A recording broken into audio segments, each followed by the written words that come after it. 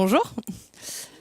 J'espère que vous n'êtes pas trop fatigués après les 2 heures, je crois, de préparation de CV et de stage que vous avez eu. Du coup, moi, je vais essayer de vous parler d'un sujet un petit peu plus détente, on va dire, mais qui j'espère va quand même vous intéresser. Donc, moi, je m'appelle Alizée. J'ai cofondé une association qui s'appelle Make Sense. Et l'objectif, en fait, c'est de promouvoir l'entrepreneuriat social dans le monde. Et surtout, comme le dit notre petit slogan, Challenging People for Social Business, de permettre à tout le monde d'aider des entrepreneurs sociaux un peu partout dans le monde, en mettant à profit ses idées, son temps et ses compétences pour aider ces entrepreneurs. Du coup, je vais d'abord vous parler un peu de ce que c'est l'entrepreneuriat social, vous montrer quel lien ça peut avoir avec le digital et en quoi on pense qu'aujourd'hui, les technologies digitales ont un potentiel incroyable pour ces entrepreneurs. Et après, surtout, en fait, je ne vais pas faire une présentation trop longue. Et après, je serai ouverte à toutes vos questions, toutes vos idées et toutes vos remarques, etc. Est-ce que ça vous va comme ça? Alors, il n'y a pas de bip bip, non. Du coup, est-ce que déjà, en fait, vous avez déjà entendu parler d'entrepreneuriat social et est-ce que vous savez un peu ce que c'est? Non? Bon, à part Geoffrey qui connaît déjà un peu, personne n'a une définition ou une idée de ce que c'est que l'entrepreneuriat social? Ok, alors du coup, un entrepreneur social, si on donne une définition, c'est un entrepreneur qui développe une solution nouvelle pour répondre à une problématique sociale ou environnementale. Du coup, quand on parle de social ou environnemental, c'est pas social dans le sens réseau social, je vais faire un Facebook ou quelque chose comme ça, mais c'est vraiment problématique sociale de société, donc assez pressante, ou environnementale. Et la spécificité du terme entrepreneur social, c'est qu'il y a, le premier mot, c'est quand même entrepreneur. On parle aussi de social business, où il y a quand même le mot business. Et donc, la grande idée, c'est de dire qu'aujourd'hui, on peut créer, et c'est indiqué jusque-là, on peut créer des modèles économiques et des entreprises qui soient viables, tout en répondant à des enjeux sociaux et environnementaux. Donc du coup, au cœur de la mission de l'entrepreneur, il y a j'ai repéré un problème social, que ce soit dans le secteur du handicap, de l'emploi, de l'éducation, ou alors un problème environnemental sur le recyclage, sur la pollution. Et je décide de créer une entreprise qui non seulement va générer des revenus, mais qui va répondre à ce problème-là. Et donc du coup, c'est là où nous, on croit vraiment qu'il y a un vrai potentiel d'innovation. C'est qu'avant, il y avait soit les entreprises qui sont là juste pour faire de l'argent, soit les associations, les ONG et le secteur caritatif qui fait pas d'argent et qui dépense de l'argent. Et aujourd'hui, on se dit, bah, les entreprises, c'est bien, mais peut-être qu'elles pourraient contribuer un peu plus au progrès social et environnemental. Les ONG et l'État, c'est bien, mais ils n'ont plus d'argent. Donc comment est-ce qu'on fait pour allier les forces des deux, créer des nouveaux modèles qui soient profitables en fait pour tous? Et du coup, si on regarde les 2 photos, l'idée c'est de dire qu'à chaque problème, on invente une solution. Donc par exemple, ici, c'est un projet en Inde. Et donc les fours en fait, qui sont utilisés dans les maisons consomment énormément, donc ça coûte cher, et surtout polluent beaucoup. Et ce qui fait qu'en fait, il y a un gros taux de mortalité des enfants et des femmes dû justement au fait qu'ils inhalent des fumées toute la journée et que donc c'est très mauvais pour la santé. Alors, est-ce que si je finis l'explication, tu vas deviner. Du coup l'idée, c'est de donc la question, je dis dans le micro parce qu'il faut que ça enregistre. La question, c'est d'où on sort l'argent pour répondre à ces besoins-là. Donc là, l'idée, c'est de produire un four qui utilise 90% de moins de charbon, donc qui soit beaucoup plus efficient, et donc qui permette de ne pas polluer. Si tu réfléchis bien, le four, il faut le payer, je suis d'accord. Sauf que si chaque jour, tu économises 90% de tes ressources parce que tu consommes 90% fois moins, et ben, au final, il te faut juste 1 mois, par exemple, pour avoir économisé le prix du four. Donc en fait, après la problématique, bon ça c'est entrer dans les détails, mais la problématique c'est comment tu fais pour vendre le four, puisque les économies sont faites après. Mais là, tu peux imaginer des micro-prêts. Ils ont fait, je fais une toute petite digression, ils ont fait une expérimentation, parce que les gens, en fait, au début, n'ont pas forcément confiance dans le fait que ça va consommer moins. Ils ont dit, tu dépenses combien par mois en charbon? Ok, tu dépenses 50. Donc chaque début de mois, tu mets 50 dans un pot. Achète ton charbon avec ces 50, on revient à la fin du mois. Et en fait, à la fin du mois, il restait 45, parce que ils avaient dépensé que 5 au lieu de dépenser 50. Et donc, ça permet de rembourser le four. Donc ça, c'est une solution qui est économiquement viable et qui répond à la fois à une problématique environnementale, parce que ça consomme moins, ça pollue moins, et puis à la fois sociale, parce que ça permet de faire des économies et des progrès dans la santé. Là, c'est un autre exemple. C'est un autre exemple dans les pays développés qui s'appelle De toi à moi. Et donc là, qui repose à la fois sur une logique d'entrepreneuriat social, mais aussi de volontariat. Et c'est de dire que pour chaque personne qui vit dans la rue, on peut créer autour une communauté de personnes qui vont l'aider. C'est-à-dire que moi, je ne suis pas obligée de tout seul aider une personne. Mais si on est 40 à se réunir autour, on donne chacun un petit peu de notre temps. Et du coup, ça nous permet d'aider cette personne. Là, le modèle économique est plus basé sur le volontariat.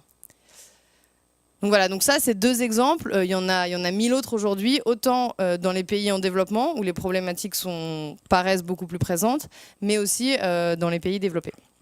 Je vais donner d'autres exemples après. Ouais. Mais du coup, donc pour résumer rapidement, c'est que aussi dans le secteur environnemental, on peut trouver des solutions techniques et technologiques simples pour répondre à ces problèmes. Et on pourra y revenir après, mais il y a un grand courant en ce moment qui s'appelle les low-tech. C'est comment est-ce qu'on n'a pas besoin de développer des technologies à des milliards de dollars, mais juste avec des outils simples, on peut répondre déjà à un grand nombre de problématiques. Mais on pourra en discuter après si vous voulez. Ok, donc du coup, il y a tous ces entrepreneurs-là. Donc c'est génial ce qu'ils font, mais la preuve, tout le monde ne le sait pas parce que vous ne le saviez pas. Et c'est quand même un peu dommage. Du coup, nous, il y a 3 ans, il y a 2 amis, donc moi j'y étais pas, mais qui ont fait un tour du monde et qui ont rencontré ces entrepreneurs sociaux dans le monde. Ils ont fait des vidéos qu'ils ont mis sur un blog. Le blog s'appelait Make Sense. Et en fait, assez rapidement, ça s'est propagé de façon virale parce que les gens étaient hyper intéressés par ces projets et justement, on n'en connaissait pas assez. Et on s'est dit, il y a quelque chose à faire parce qu'il y a des gens qui ont envie d'aider ces projets. Il y a ces projets qui rencontrent des défis au quotidien pour se développer parce que c'est quand même pas simple. Qu'est-ce qu'on va faire? On va les connecter. Du coup, on a créé Make Sense avec l'idée de dire tout le monde a un peu de temps, un peu d'idées, de la créativité, parfois des compétences à mettre au profit de ces entrepreneurs. On va rencontrer ces entrepreneurs, on va identifier les défis très précis et concrets qu'ils rencontrent au quotidien. Et puis, on va permettre à ces gens de se connecter et à des personnes de les aider à résoudre ces défis. Donc, qu'est-ce qu'on fait? En fait, on a une plateforme Internet où les entrepreneurs rentrent leurs projets, rentrent leurs défis. Des gens peuvent se connecter, donner des premières idées en ligne et ensuite dire moi je vais organiser un atelier pour toi, réunir autour d'eux une quinzaine de personnes et ensemble, en 2 ou 3 heures d'atelier, imaginer et proposer des solutions concrètes à la problématique. Ce qui fait que l'entrepreneur il repart avec des idées hyper concrètes pour son projet. Les gens ils se sont mobilisés uniquement sur 3 heures, mais ils ont vraiment aidé l'entrepreneur à avancer. Et là, pareil, on a commencé sans la plateforme parce qu'on n'avait pas de geek avec nous. On a juste commencé à faire des ateliers et pareil, ça s'est développé de façon hyper rapide. Ce qui fait que depuis 3 ans, il y a 15 000 personnes qui ont participé à des ateliers ou à des événements, dont environ une centaine de villes. Donc là, on va pas, c'est un peu petit, mais voilà, il y en a beaucoup en Europe, mais aussi en Asie, en Amérique latine, aux États-Unis, et puis ça commence en Afrique. Et ça a aidé en tout 500 entrepreneurs sur 650 défis. Et ce qui est aussi intéressant, c'est de dire on a réuni des gens à chaque fois sans les trier sur leurs compétences ou quoi, c'est vraiment volontaire. Et qu'il y a 91% des entrepreneurs qui ont dit ok, moi ça m'a aidé dans mon projet. Du coup, j'ai mis quelques exemples de projets et de défis qu'on a aidé à résoudre. Comme ça peut vous permettre d'avoir une idée un peu plus concrète. Donc là, c'est le four dont je vous parlais. Donc qui se développe en Inde, mais maintenant dans d'autres pays d'Afrique. Eux, ils avaient un défi business. Donc eux, ils voulaient en fait designer le Nanopracti, qui est un four mais plus petit et donc moins cher, parce que c'était un des problèmes qu'ils rencontraient. Et ils voulaient donc faire une campagne de crowdfunding. Donc leur défi, c'était quelle stratégie imaginer pour réussir ma campagne de crowdfunding. C'était sur 10 000 €. Du coup, ils ont posté ça sur notre site. Il y a une gangster qui s'appelle Lucie, qui a organisé un atelier avec 15 personnes à Paris. Ils ont imaginé toute la campagne. Et puis après, il y a même 4 personnes qui ont été motivées pour les aider à mettre en place cette campagne. Donc, qui ont fait la vidéo, qui ont créé la campagne sur KissKissBankBank, qui ont animé tout ça. Et finalement, donc tout ça organisé par la plateforme et puis ensuite par Facebook. Et puis finalement, du coup, la campagne a eu lieu et ils ont réussi. Donc ça, c'est un premier exemple de défi, donc avec une grande catégorie de défis qui sont les défis plus business sur lesquels on peut aider. Ensuite, il y a des défis plus technologie qu'on identifie. Et donc, par exemple, le projet Student Funder, donc qui se développe à Londres, qui là est une plateforme de crowdfunding pour financer ses études. Il y a beaucoup d'étudiants, que ce soit à Londres ou dans l'Europe ou dans le monde, qui n'ont pas les moyens de payer leurs études, mais si tous leurs amis leur donnaient 50 €, ils pourraient payer leurs études comme ça. Donc eux, ils ont une plateforme de crowdfunding pour ça. Et ils voulaient, voilà, ils n'avaient pas forcément encore développé leur site, mais ils voulaient un premier prototype MVP, je vous explique pas ça, pour lancer le plus rapidement possible. Donc là, pareil, on a fait un atelier de 15 personnes pour imaginer et donc faire un peu le cahier des charges de leur MVP. Et sur cette base de ça, on a fait tout un week-end de type hackathon avec 6 personnes. Et donc à la fin, ils avaient du coup en une semaine, ces 2 ateliers-là, eu leur premier site en ligne. Donc ça, vous allez me dire, ça reprend le principe d'un hackathon. Mais ce qui est intéressant, c'est que là, c'est pour des entrepreneurs sociaux. Donc déjà, les gens ont le sentiment de contribuer en plus à un projet qui change, qui améliore certains problèmes. Et puis en plus, le fait que tout passe par la plateforme, ça donne extrêmement de visibilité en fait, pour l'entrepreneur et pour motiver des gens pour l'aider. Et enfin, une troisième catégorie de défis qu'on a sur la plateforme, c'est les défis plus design. Donc là, c'est une entreprise sociale qui est super belle. Ça s'appelle Ciel Bleu. Eux, ils ont un slogan, c'est la santé par le sport. Et donc c'est notamment pour les personnes âgées de dire que avec un peu d'exercice physique régulièrement, on évite énormément de maladies, énormément d'hospitalisations, énormément d'accidents pour les personnes âgées et on leur permet en plus de se sentir beaucoup mieux. Donc en fait, ils organisent des ateliers sportifs dans plein de villes en France et en Europe, justement pour les personnes âgées. Et maintenant, ils les développent aussi dans certaines entreprises, justement pour améliorer le bien-être au travail. Et eux, leurs enjeux, c'était, ils avaient des produits, des cerceaux, des ballons classiques, et ils voulaient développer une vraie gamme de produits qui soient adaptés pour les personnes âgées. Donc là, c'est vraiment du design de produits. Donc là, on a mis en place un atelier un peu plus grand, c'est-à-dire qu'on a réuni une équipe de 10 personnes avec 8 designers. Et là, c'était plus sur 3 mois où les gens, des ateliers toutes les semaines, ont imaginé les outils et ont fait donc 6 prototypes de 6 outils. Et ce qui est intéressant, c'est qu'à la fin de l'atelier, il y a une fondation qui a dit OK, moi je finance l'industrialisation et la production de 2 des 6 outils designés. Donc voilà, l'entrepreneur, il arrive avec rien et à la fin, il ressort avec 6 nouveaux produits potentiellement à produire. Donc nous, en fait, Make Sense, je peux remettre là. Make Sense, on fonctionne comme sur les principes d'une communauté ouverte.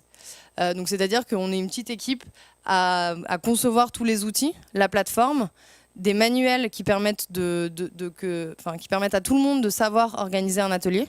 Donc c'est pas que nous qui organisons ces ateliers, mais c'est aussi vous, demain, vous pouvez en organiser un.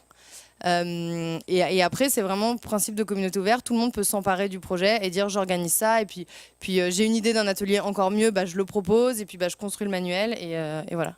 C'est beaucoup inspiré de, par exemple, Linux, Wikipédia, où justement toute la communauté peut créer.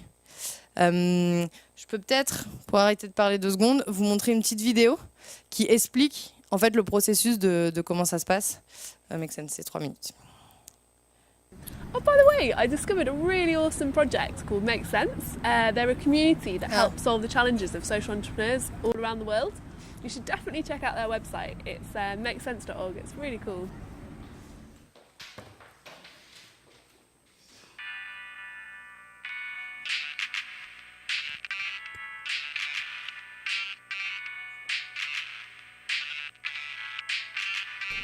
Practice a social enterprise that makes clean, safe and efficient cook stoves for the 3 billion people who use wood and charcoal every day. We have many challenges. Will you help us?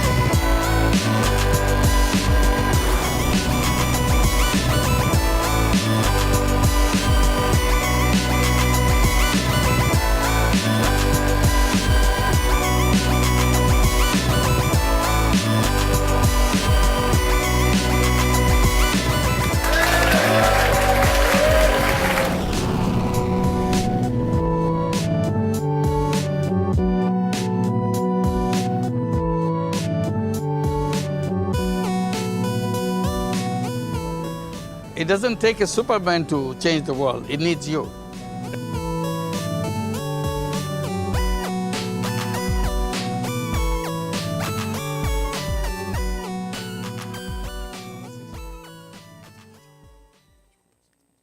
Du coup, peut-être si vous voulez, soit je continue, soit si vous avez des premières questions sur cette partie.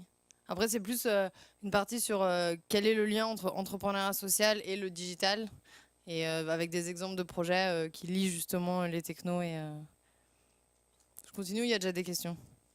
Du coup, je peux vous donner, là j'ai 3 exemples de projets qui utilisent justement le digital, et pour vous montrer un peu en fait en quoi le digital, bon, c'est juste pas pour dire c'est à la mode donc on va faire des apps et des sites web, mais en quoi ça permet vraiment d'atteindre un impact en fait social ou environnemental qui soit démultiplié, parce que c'est un peu ça l'objectif, c'est de dire aujourd'hui c'est pas juste des petits problèmes qu'il faut résoudre, c'est des problèmes qui sont à grande échelle. Donc si on arrive avec le digital à créer des solutions qui soient beaucoup plus réplicables et à grande échelle aussi, bah, on aura tout gagné, quoi.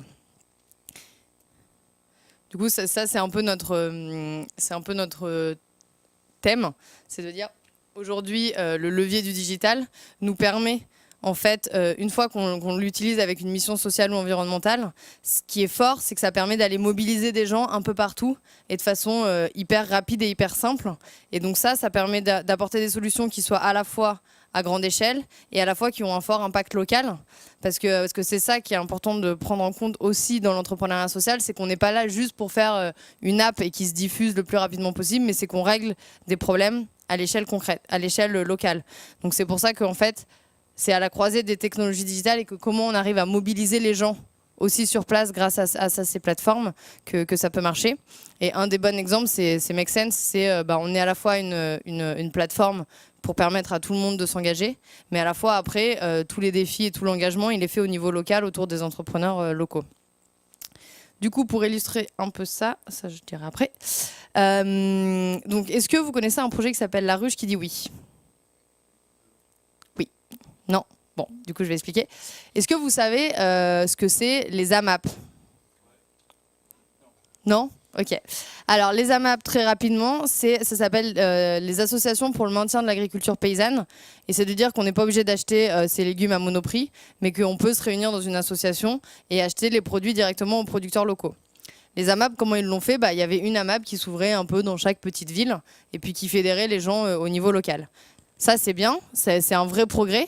Sauf que s'il faut ouvrir une AMAP, puis une deuxième AMAP, puis une troisième AMAP, avant qu'on règle la problématique à l'échelle ne serait-ce que d'un pays, voire d'un continent, voire du monde, ça risque de prendre du temps. La Ruche qui dit oui, ils ont décidé de se baser sur le même principe, mais de permettre à des types d'AMAP de se développer partout en même temps. Donc en fait, ils ont créé une plateforme qui permet de créer des communautés locales. Donc quelqu'un décide de créer sa communauté, de créer sa ruche. Donc il dit je vais être responsable de ruche, je vais créer ma communauté de consommateurs autour de moi, qui vivent autour de moi. Et puis je vais me lier avec des producteurs qui sont dans un maximum de 200 km à la ronde. Et puis toutes les semaines, les producteurs sur la plateforme vont dire les produits qu'ils proposent. Les consommateurs vont commander. Ils vont payer en ligne, et puis toutes les semaines, les producteurs vont livrer chez moi, et puis les gens viendront chez moi et redistribueront. Ce qui fait qu'en fait, ça devient hyper simple de créer sa ruche, parce que tout se passe en ligne, ça devient hyper simple de contacter les consommateurs, parce que même si vous connaissez pas la ruche à côté de chez vous, vous allez sur le site et puis vous la trouvez. Ça permet de gérer toute la logistique, toute la commande, tout le paiement en ligne. Et donc ça, c'est la partie digitale. Et en même temps, ça mobilise des communautés un petit peu partout, puisque à chaque fois, on revient à la communauté locale qui relie les producteurs et les consommateurs. Ce qui fait qu'en 1 an et demi, ils ont ouvert 350 ruches partout en France, que là, ils commencent à se développer en Espagne, en Allemagne et au Royaume-Uni, qu'ils ont levé plus de 2 millions d'euros. Et que pour autant, ils créent un peu un nouveau modèle de société. Ils répondent à la fois à une problématique environnementale en permettant de consommer selon des circuits courts, et à la fois une problématique sociale, économique, de dire que les producteurs, au lieu de capter uniquement 30% du prix de vente, ils captent 80%, parce qu'on évite tous les intermédiaires. Donc ça, pour nous, c'est un super exemple qui montre que le digital peut avoir un vrai impact et permettre de développer des solutions qui font sens à grande échelle et très rapidement. Ensuite, Zéro Gâchis.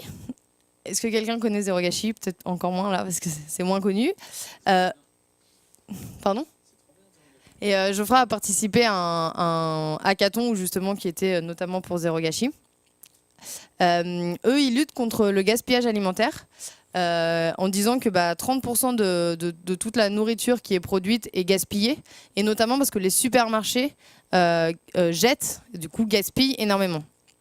Et du coup, et en parallèle, les supermarchés de plus en plus commencent à offrir des réductions sur les produits qui sont en fin de validité. Donc quand il y a des produits qui n'ont plus que 2 jours de validité, ils les mettent à moins 50%. Sauf que vous, en tant que consommateur, vous ne savez pas où sont ces produits, c'est hyper dur de les trouver dans les supermarchés, donc c'est galère. Donc eux, en fait, ils ont créé une application et un site mobile qui permet, en se connectant et en se géolocalisant, de repérer où sont les magasins, où il y a des produits en ce moment qui sont en promo, et donc où on peut aller parce qu'ils sont en fin de validité. Et donc en parallèle, dans les magasins, ils mettent en plus en avant ces produits pour qu'une fois qu'on les a repérés sur l'application, en plus on puisse hyper facilement les trouver dans les magasins. Donc là encore, c'est une solution qu'on aurait pu imaginer à l'échelle locale et un peu micro, d'aller dans chaque magasin et puis de vraiment les mettre en avant, etc. Là, eux, ils se reposent sur la force du digital pour que les magasins eux-mêmes puissent remplir leurs produits. Ils ont juste après à fournir un peu les supports de communication et ça permet hyper rapidement de toucher beaucoup plus de monde que si c'était fait directement en local. Donc ça, c'est un deuxième exemple. Un troisième exemple, c'est un projet qui s'appelle jacced.com, là qui s'adresse au problème du handicap et au fait qu'il y a déjà peu de lieux publics qui sont aujourd'hui accessibles aux personnes handicapées. Donc là, c'est personnes handicapées en chaise roulante, mais on peut imaginer d'autres types de handicap avec des lieux non accessibles aux personnes aveugles, par exemple. Et que donc non seulement il y a peu de lieux qui sont accessibles, mais en plus, quand on ne sait pas si les lieux sont accessibles ou non, c'est hyper galère. Parce qu'on ne va pas se dire « Ah, je veux au restaurant et puis je verrai bien ». Donc ce qui fait que les personnes handicapées, pour ces deux raisons-là, limitent énormément en fait, leur vie sociale. Et donc eux, ils ont imaginé pareil un site internet et une plateforme où on peut géolocaliser tous les lieux qui vont être accessibles et même voir leur niveau d'accessibilité en fonction du type de handicap, etc. Et donc c'est, pour utiliser plein de mots anglais, mais c'est crowdsourcé, c'est-à-dire que la grande partie de la population, de l'information est remplie par les gens eux-mêmes qui, à chaque fois qu'ils vont dans un nouveau lieu, enregistrent est-ce que c'est accessible ou pas. Et là où je parlais de communauté, c'est que le développer uniquement sur une appli, qui va l'utiliser et est-ce que vraiment les gens vont se sentir membres de Jacced? C'est compliqué. Donc eux, ils organisent des événements assez marrants et hyper dynamiques qui s'appellent les nuits ou les journées de l'accessibilité et où c'est des grosses journées où tout le monde se réunit dans une ville et ils inondent la ville. En fait, ils quadrillent la ville pour justement rentrer tous les nouveaux lieux et même aussi conseiller les lieux qui ne sont pas encore accessibles et qui voudraient le devenir. Donc là encore, c'était pour vous montrer un peu le parallèle entre comment est-ce que grâce au digital, du coup, ils sont présents en France et il y a, je crois, 50 000 lieux. Et en même temps que de reposer sur des fortes communautés en local, c'est aussi hyper important parce qu'on s'adresse quand même à des problématiques qui touchent là, pour le coup, l'homme, quoi. Donc voilà. Et juste pour finir, on a créé dans Make Sense quelque chose qui s'appelle le Sense Cube. Qui est a Launchpad for Social Startups. C'est en fait un accélérateur. Donc vous allez me dire, il y a 1000 accélérateurs aujourd'hui qui se développent. Des accélérateurs pour des entreprises sociales, il y en a très peu. Et des accélérateurs pour ce que moi j'appelle cette nouvelle génération d'entrepreneurs sociaux, il y en a encore moins.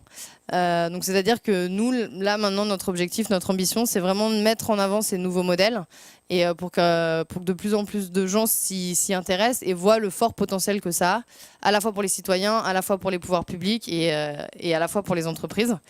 Donc voilà. Donc c'est un accélérateur avec tout ce qu'on peut imaginer dans un accélérateur, plus le soutien et l'immersion dans la communauté Make Sense, qui est aujourd'hui 15 000 personnes mobilisées pour justement participer aussi à la diffusion rapide et accélérée des projets. Voilà, du coup, je ne sais pas si vous avez des questions, des remarques ou après qu'est-ce que ça vous évoque? Donc nous, notre statut, avec Make Sense, on est une association. Le Sense Cube, c'est une autre association, mais qui est liée à Make Sense aussi. Est-ce que la deuxième question va être notre modèle économique? Non? Ok, mais vas-y, dis là. Oh, le modèle économique, ok.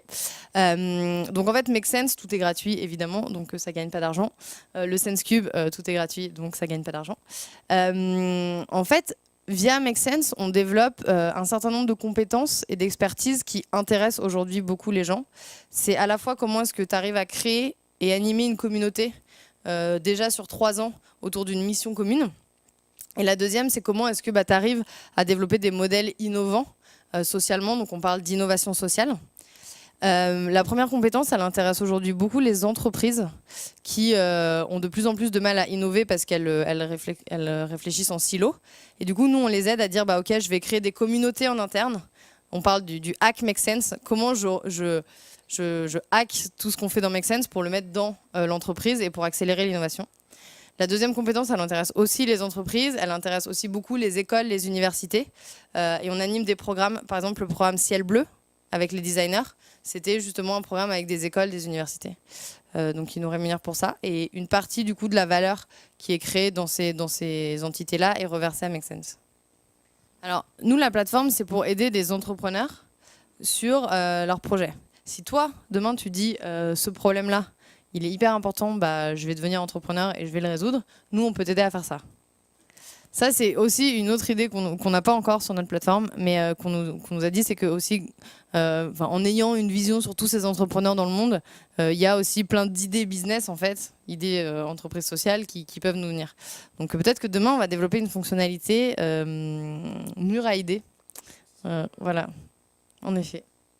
Je te dirai comme ça, tu pourras mettre ton... Après, pour les entrepreneurs, bon, c'est aussi un axe sur lequel on travaille, de comment avoir des financements dès le départ, et notamment des financements qui, pour le coup, ne sont pas des investissements au départ, parce que tu ne vas pas investir dans rien. Mais il y a des choses qui se développent, il y a quand même beaucoup de subventions de 10, 20, 30 000 euros, justement pour permettre... Ah bah oui, c'est l'entrepreneur, et puis après, l'idée, c'est qu'il embauche, et Ciel Bleu, ils sont plus de 1000 employés, quoi. Toi, tu parles en termes de oui. Non, par exemple, tu vois, une des personnes qui a participé à l'atelier de Practi, maintenant, il travaille pour Practi. Après, les entrepreneurs embauchent pas tous les 4 matins. Donc, s'ils font 3 ateliers, ils vont pas embaucher 45 personnes. Mais il y a des retombées. Et tu vois, il y a soit des retombées directes, soit indirectes. C'est-à-dire que nous, il y a de plus en plus d'entreprises qu'on connaît et qui viennent nous dire « Ah, j'ai une offre de stage, j'ai une offre d'emploi. J'aimerais bien, je vous ai pas dit, mais en fait, ça s'appelle le gang Make Sense et les gens sont des gangsters. » Ouais, c'est ça. En fait, tout a été gamifié au début. En fait, c'est né le premier atelier, on s'est dit ok, comment on va l'appeler, on prend les idées des gens pour les donner aux entrepreneurs sociaux, ça va s'appeler un hold-up, ok, on va être des gangsters, ok, ça va être le gang, et voilà. Et du coup, certaines entreprises nous disent moi j'aimerais bien un gangster. Et il y a, en tout cas sur Paris, parce que c'est parti de Paris et c'est là où c'est le plus connu, les gens le mettent sur leur CV, tu vois. Donc c'est très intéressant comme question. Alors déjà, pour répondre à la première partie sur l'association et l'entreprise, etc., c'était un peu caricatural au départ de dire il y a l'associatif, l'entreprise, sachant que des entrepreneurs sociaux, Ciel Bleu, c'est une association, et puis après un réseau associatif. C'est plus de dire le modèle associatif comme uniquement basé sur de la subvention. Il y en a encore beaucoup qui marchent, mais il y en a aussi beaucoup qui montraient leurs limites. Et de fait, même si elles font un travail génial, il y a de moins en moins d'argent public, ça je pense qu'on ne peut pas le nier. Et donc de dire que c'était plutôt sur ce type de modèle-là, de dire que d'avoir un modèle économique qui soit indépendant, ça peut être intéressant. Donc ça c'est première réponse.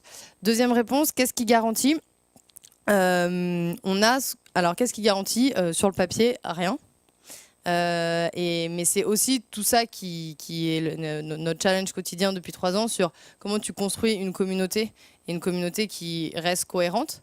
Donc on a un manifesto qui énonce les 10 règles de Make Sense, dont une règle est you upload more than you download, de dire que tu es une communauté, tu prends beaucoup de la communauté, mais tu es aussi là pour contribuer, pour la faire grandir. Après, pourquoi les gens viennent? D'abord un point peut-être sur les entrepreneurs, parce qu'en effet, on nous demande souvent Ouais, mais pourquoi tu dis que c'est un entrepreneur social ou pas, tu vois? Ça, c'est vrai. Il y a souvent des débats, parfois des entrepreneurs, est-ce qu'ils sont entrepreneurs sociaux ou pas? Sachant que pour une activité, tu peux avoir vraiment à cœur la mission sociale ou tu peux le faire juste pour l'argent. Je pense par exemple à tout ce qui se fait dans le champ des personnes âgées. Aujourd'hui, il y a énormément d'argent à se faire parce qu'il y a de plus en plus de personnes âgées. Tout dépend du. Voilà. Après, c'est de regarder quelle est la mission. Et là, c'est là où ça dépend beaucoup des rencontres. En parlant avec les entrepreneurs, tu te rends rapidement compte, avec 2-3 questions, pourquoi il a créé son entreprise, tu vois. Est-ce qu'il a vu genre un marché, le marché des handicapés, le marché des personnes âgées? Dans ce cas-là, il va commencer à aller faire des ateliers dans le 16e. Est-ce qu'il a vu est-ce que lui, il a vraiment à cœur de répondre à ce problème-là?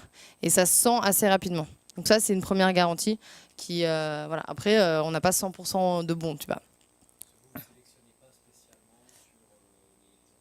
Si nous, il y a un filtre sur la plateforme, voilà. Et l'idée, c'est qu'aussi la communauté fait un filtre, c'est-à-dire que nous, on ne connaît pas tous les entrepreneurs du monde, mais souvent, la plupart du temps, les entrepreneurs, ils entendent parler de Make Sense par quelqu'un. Et du coup, ça fait déjà un premier filtre. Ensuite, on a fait, donc, comme je vous disais, là, le chiffre sur les entrepreneurs. On a fait aussi une étude d'impact sur les membres de la communauté pour savoir qu'est-ce que Make Sense a apporté. En fait, essentiellement, t'apprends énormément. Enfin, les trois grandes thématiques qui sont sorties, c'est les gens apprennent sur des méthodologies d'innovation et sur des nouveaux sujets. Les gens apprennent à travailler en équipe. Et les gens découvrent en fait l'entrepreneuriat social. Et moi, pour avoir fait une école de commerce et une spécialisation en entrepreneuriat social, tout ce que j'ai appris, je l'ai appris dans Make Sense, quoi. À donner à des associations. Après, il y a. Enfin, après, vous dites tous les deux, on m'a dit. Ouais. Oui, mais c'est justement ça. Et c'est quand je dis le on, c'est qui? Peut-être qu'on est aussi une nouvelle génération et peut-être qu'on est aussi en train d'inventer des nouvelles choses.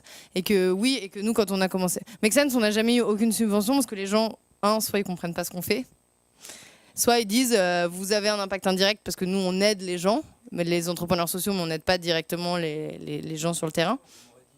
Mais tu vois, on essaye. On n'est que 10, alors c'est... Non, et après, quand je te dis ça, le on, c'est... peut-être arrêtons aussi d'écouter juste... Enfin, tu vois... je pense que si vous êtes dans cette école, c'est qu'aussi... il y a une petite volonté de faire changer les choses aussi, quoi. Non, moi, par exemple, je te dis... moi, j'ai fait une grande école de commerce, donc j'avais pas du tout... À la base, on m'a pas du tout appris à faire ça, tu vois. Du coup, quand je dis à mes camarades qui sont très, très bien payés et qui font des choses sûrement incroyables, mais... voilà.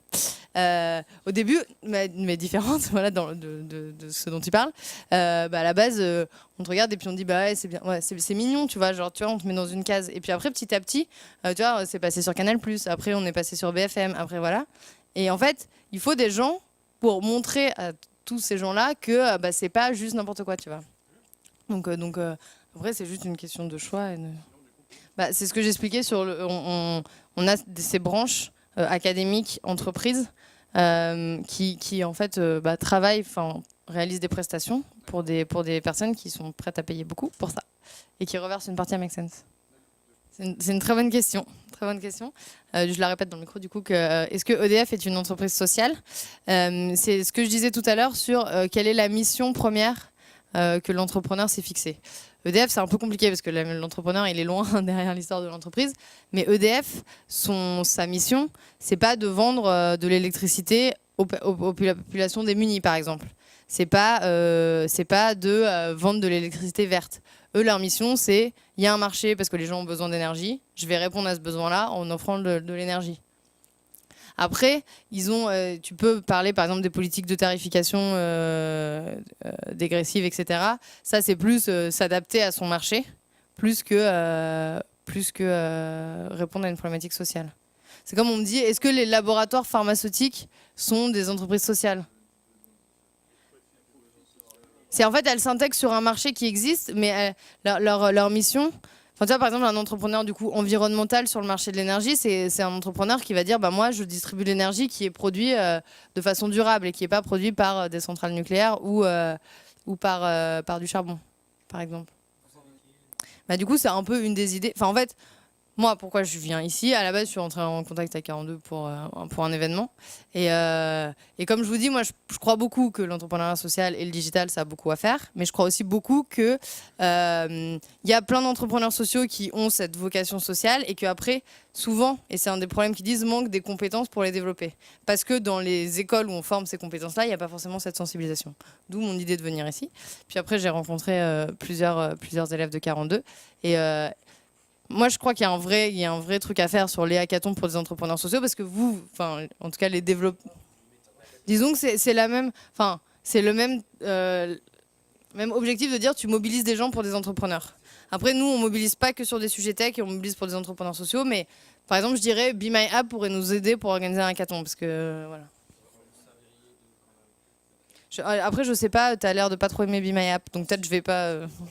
Ok, d'accord. Bah, si Be My App veulent faire un événement spécial entrepreneurs sociaux,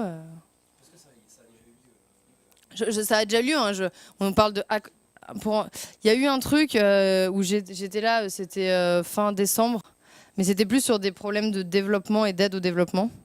Donc par exemple dans des situations de crise humanitaire ou des applis. Ouais, voilà. Mais en fait, je pense que je t'ai déjà vu. Je pense que tu y étais. Ouais.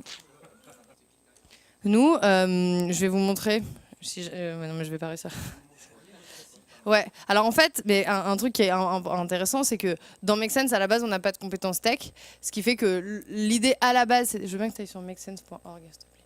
L'idée à la base, c'était que tout passe par la plateforme tout de suite. Sauf qu'en fait, on n'avait pas de tech, on a mis 2 ans à avoir le premier site, et donc en fait, tout s'est fait par Facebook. Mais Bref, et là, en fait, on est hyper content parce que notre V2 vient de sortir. Ça s'appelle bêta, mais c'est parce qu'il y a encore un peu des bugs. En gros... Donc voilà, donc en fait l'idée c'est que tu vois, tu as les différents projets. Donc par exemple là, tu as un projet qui s'appelle Roger. C'est un nouveau téléphone pour les personnes malentendantes et âgées qui permet de sous-titrer directement, comme un Skype mais avec les sous-titres en fait sur une appli. Et donc eux, ils ont envie de... Donc leur challenge c'est How to create an easy, economic, scalable and global solution to make phone calls accessible for the deaf and hearing impaired. Donc ça... Tu vois, c'est leur projet. Donc du coup, il s'appelle Roger Voice et j'arrive. Et du coup, il a un challenge. Donc tu cliques sur son challenge. Donc ensuite, chaque projet est décrit avec une petite vidéo. Ensuite, il dit son challenge. Tu peux commencer à mettre tes idées en ligne. Et ensuite, tu peux dire ah bah j'ai envie d'organiser un atelier pour lui, j'organise. Et si déjà quelqu'un a mis j'organise un atelier. Eh ben, tu peux participer à l'atelier. Et là, ça te renvoie sur Facebook avec un event Facebook. C'est un gros débat que j'ai avec lui. Et alors lui, c'est un des 5 projets qui est dans la première promotion de l'accélérateur. Et lui, il pourrait être un entrepreneur complètement classique parce que sa techno, je pense qu'elle peut intéresser beaucoup d'autres gens. Sauf que lui, il est sourd et que son premier objectif, c'est de développer un produit qui soit vraiment adapté aux personnes sourdes et malentendantes. Donc tout dans la façon dont il va designer. Là pour l'instant il y a la techno mais il n'y a pas encore tout le design. Donc il va designer l'user experience et dont il va diffuser son message. C'est vraiment pour permettre aux sourds de téléphoner. Oui, mais après, je suis d'accord que c'est pas non plus une barrière, genre il y a les entrepreneurs sociaux et les autres, tu vois.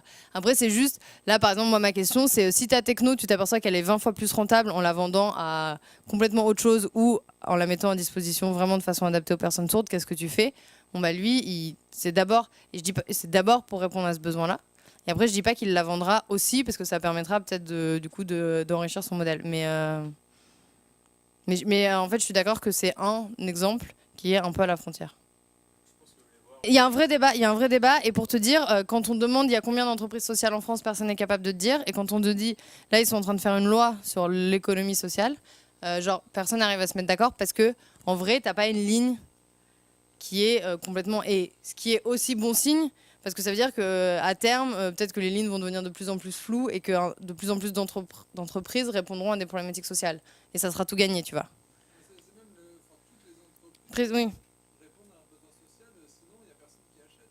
Oui, mais après, c'est que tu peux répondre à un besoin déjà social plus ou moins pressant. Oui, on m'a dit, tu fabriques des chaussures, t'es entrepreneur social parce que les gens ont besoin de chaussures. Bon. En plus.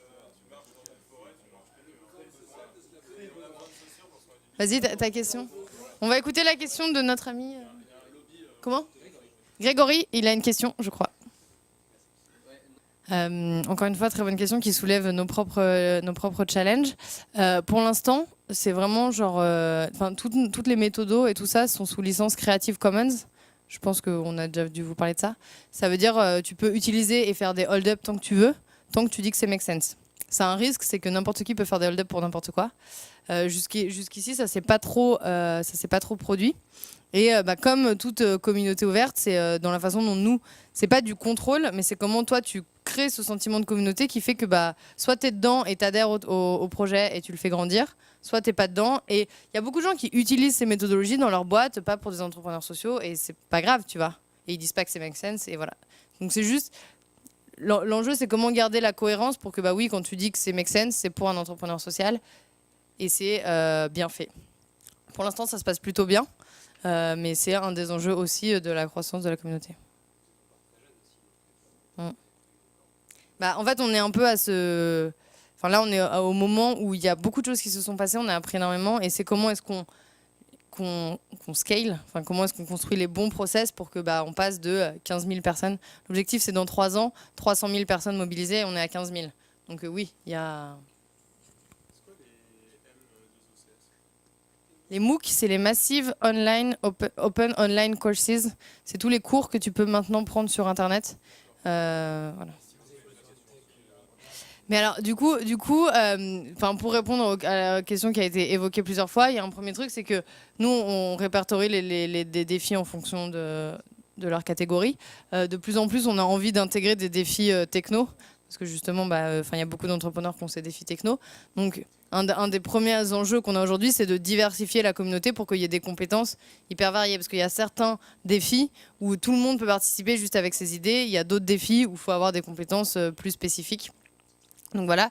Et du coup, de diversifier aussi les formats, parce que le format qu'on appelle Accents, du coup, qui est un hackathon pour des entrepreneurs sociaux, on n'en a pas fait encore des milliers aujourd'hui, parce que justement, on touche encore peu ces communautés. Donc ça, c'est un des challenges pour répondre. Je crois que c'était toi qui avais posé cette question. Enfin, je sais plus. Donc voilà. Donc une des idées qu'on avait avec Geoffrey, c'était d'organiser un... Geoffrey ou Geoffroy ? Avec Jeff, c'était d'organiser un hackathon ici sur 3 ou plus projets qui sont dans l'accélérateur, qui ont beaucoup de choses à faire au niveau tech et qui pour l'instant n'ont pas encore, c'est des projets hyper jeunes, donc ils n'ont pas encore la compétence en interne. Et voilà, et de voir si c'était quelque chose qui pouvait vous ou tous vos collègues vous intéresser. Et puis voilà. Pour l'instant, il n'y a pas de part, parce que c'est notre première promotion. Après, on a envie de prendre des parts, pour dire que l'entrepreneuriat social, c'est de l'entrepreneuriat aussi. Et là, on aide aussi à la levée de fonds, donc on prend juste une petite commission.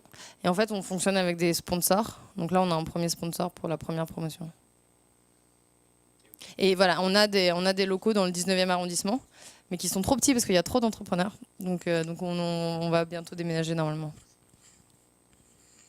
Alors en fait, déjà, c'est ça, c'est comment tu mêles deux mondes à la croisée de l'économique et du social pour faire du sens. Et après, c'est aussi un logo qui a été fait il y a très longtemps, juste avant de partir en voyage, quand on n'imaginait pas du tout que ça allait être ça. Donc en fait, j'avoue que les créateurs se rappellent même plus de la signification, mais je pense que dire carré plus rond, économique plus social, ça fonctionne bien. Donc voilà, et après, sur la plateforme, tu peux faire ton petit avatar, et puis c'est là que tu peux aussi avoir des manuels où ça t'explique si demain tu veux organiser un atelier, comment tu fais. Et après, si on veut voir ce qui se passe, voilà. C'est pas moi qui fais tout. Hein. Du coup, c'est ça, c'est que moi je fais rien et aucun des équipes de Make Sense fait rien. C'est tout organisé par des. Ça, c'est tous les trucs Make Sense. Tu vois, Rabat, Bruxelles, Francfort, Vilnius, blablabla. Là, ce soir, c'est les deux. En fait. Parce que moi, je cherche, oui, très concrètement, si je dis, oui, demain, j'ai 3 projets et j'ai besoin d'un hackathon, c'est pas moi, c'est eux qui auraient besoin et ça les aiderait vachement. Ça, c'est une chose. Après, il y a une vision beaucoup plus large et c'est pour ça qu'on fait Make Sense. Parce que mine de rien, il y a 2 grandes conclusions. C'est que, ok, ça aide l'entrepreneur. Et puis, t'imagines que tu as 15 personnes qui ont participé à l'atelier, qui ont découvert un projet et à qui ça ouvre l'esprit. Et du coup, une de nos grosses missions, c'est aussi la sensibilisation. Et ça, c'est un mouvement et on n'est pas, il est encore loin d'être connu de tous. Donc c'est aussi ça. Tout simplement, si je repars ce soir et que déjà rien que toutes ces questions et déjà c'est intéressant pour nous d'être challengés sur tout ça. Et après, si ça vous ouvre un petit horizon aussi, c'est déjà intéressant. Parce que aussi les développeurs ont des idées. Mais après, parce qu'après l'objectif.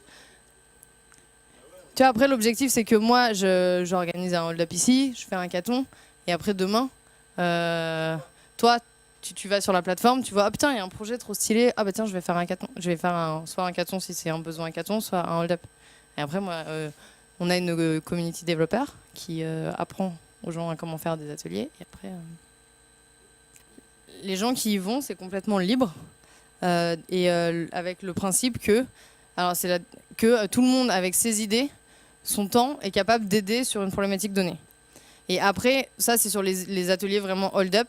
Et après, en effet, sur les formats un peu plus spécifiques, si on fait un hackathon où vraiment il faut faire du code, évidemment qu'on dira bah faut coder quoi. Donc après les gens, voilà. Et après la façon dont les gens animent, c'est il pourrait y avoir des personnes qui savent pas du tout animer et qui se lancent dans animer, mais en fait elles le font peut-être une fois et puis elles le refont pas. En fait, c'est de la sélection naturelle. Non mais ça marche. En fait, à partir du moment où tu crées mais c'est toute la problématique de l'économie collaborative aussi, tu vois. Mais à partir du moment où tu crées un champ de confiance et vraiment un univers, il y a très peu de personnes qui vont venir spoiler le truc, quoi. Alors nous, on connaît très bien la Paillasse. D'ailleurs, on avait failli emménager dans leurs nouveaux locaux. Je sais pas si t'es allé, mais en fait, c'est trop petit. Ils ont déjà trop de machines. En fait, Make Sense, nous on se positionne un peu comme transverse, et c'est pour ça aussi que je viens ici ce soir, c'est que on dit il y a les entrepreneurs qui ont cette vocation et qui comprennent le problème social et qui inventent la solution. Et après il y en a, c'est juste un service, donc ils le développent. Et puis après il y a besoin de core skills qui soient soit du code, soit des technos, soit des biotech, etc.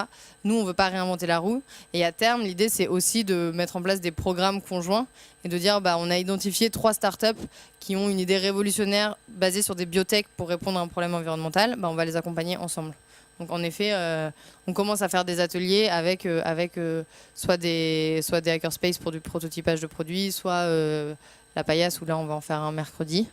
La Ruche, eux, ils sont pas concurrents, mais ils sont moins complémentaires, on va dire.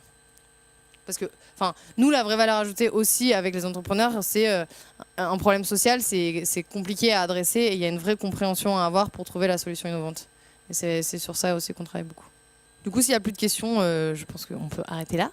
Ce que je vous propose, c'est si vous voulez, mais je vais trouver une feuille, me laisser soit votre mail, soit un contact, soit un Facebook, soit quelque chose. Comme ça, moi, je peux vous envoyer un petit mail pour vous envoyer les liens vers la plateforme. Autant pour que vous voyez et que vous me fassiez remonter les bugs, puisque c'est ce qu'on... Et voilà. Et après, je pense que si on arrive à constituer une petite équipe, on fera un hackathon ici, qui sera peut-être noyé parmi tous les autres hackathons, mais bon, si vous, ça vous intéresse, nous, ça nous intéresse aussi. Merci beaucoup.